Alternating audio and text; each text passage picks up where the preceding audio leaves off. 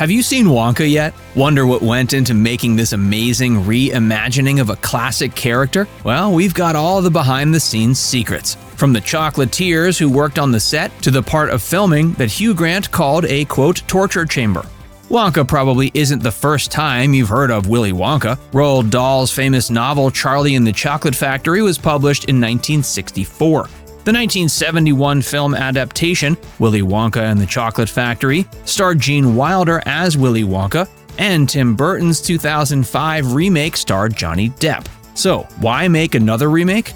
Well, there's a lot about this film that is different from the others. This Willy Wonka is the story of the beginning of Willy Wonka and the ambitious young chocolatier who hasn't made it yet, who's full of ambition, full of joy, full of a hat full of dreams, but isn't quite where he wants to be yet. Unlike the previous two Willy Wonka films, Wonka is a prequel. This isn't the Gene Wilder we all know and love that's sort of crazed and demented and looking to give his factory away.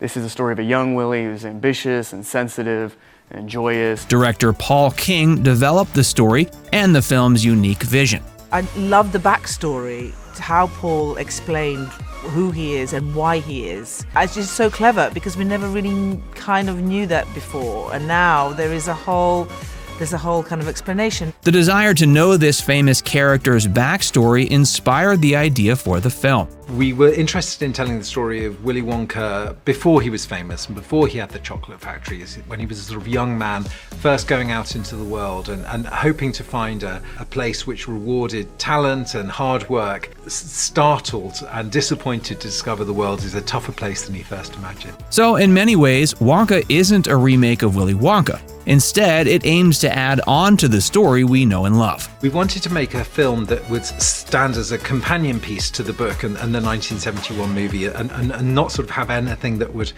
disrupt your enjoyment of those pieces. While this prequel aims to add on to the famous 1971 film, that doesn't mean that filling Gene Wilder's shoes in this iconic role was an easy task. But Chalamet was open to the challenge. His performance is so titanic, it's so perfect. So what would Wilder think of this prequel? I think he was very protective over the character, rightfully, because he did it so perfectly. I would be afraid to ask him, honestly. I do companion every day piece to his film. Either way, plenty of folks believe that Chalamet was the right man for the job. He is amazing. Here we are on day 70, and every day he brings something new to the table. And Chalamet's unique similarities to the iconic character make his portrayal even stronger. He, like Willy, is mischievous with a twinkle in his eye. He is soulful and beautiful, bringing him to life in the most vivid and magical way. I cannot think of anyone else today who could play Willy and bring him to life the way that Timmy has. And Chalamet wasn't the only actor portraying an iconic character. Hugh Grant had the difficult task of playing an Oompa Loompa. I did watch the earlier films, and then I thought, how do we make this different? But I definitely thought the key was to keep the sort of curmudgeonly element of the Oompa Loompa. This is my speciality. In Chalamet's opinion, though, the script is what made their great interpretations possible. If the script wasn't so good, it would have felt blasphemous.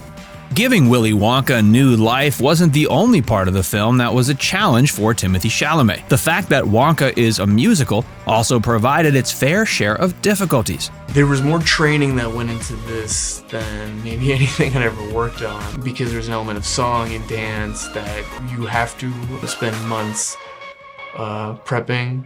Obviously for the songs, you gotta record them. And just how difficult dance numbers are took the actor by surprise. For the dance numbers, I've talked about it before, but I was really humbled by, it's not simply about raw expression. You really gotta stay in the center of frame on some shots. Some shots you might be killing it, but another dancer might have messed up.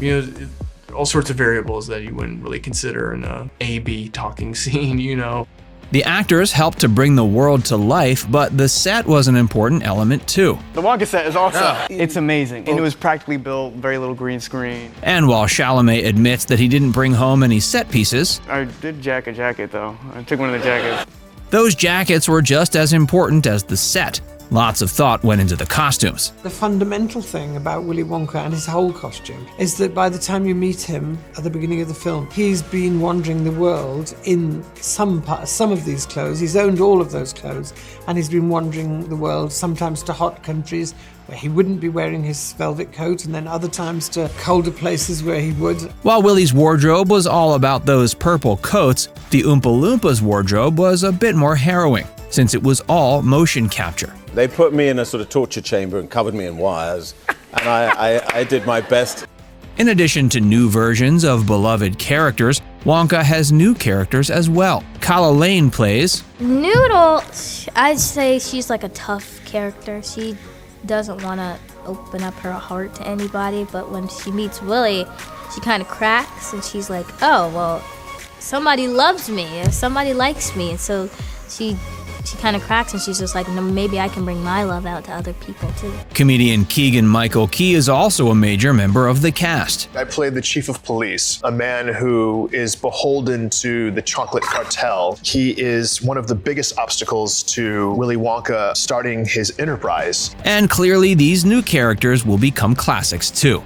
So I was very upset last night to see the film for the first time and to realize how good you were being and how many laughs you were getting and all that. I heard you swearing loudly every time Keegan got a good response. I didn't like it. One important piece of all iterations of Willy Wonka's story, chocolate of course.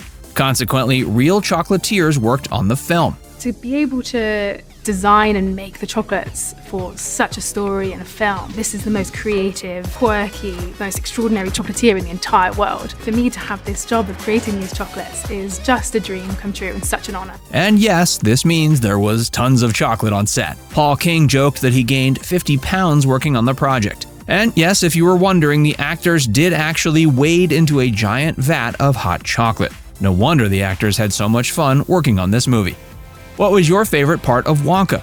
Did Timothee Chalamet fill the famous purple shoes well? Let us know in the comments. And for more videos like this one, like and subscribe to The Thinks.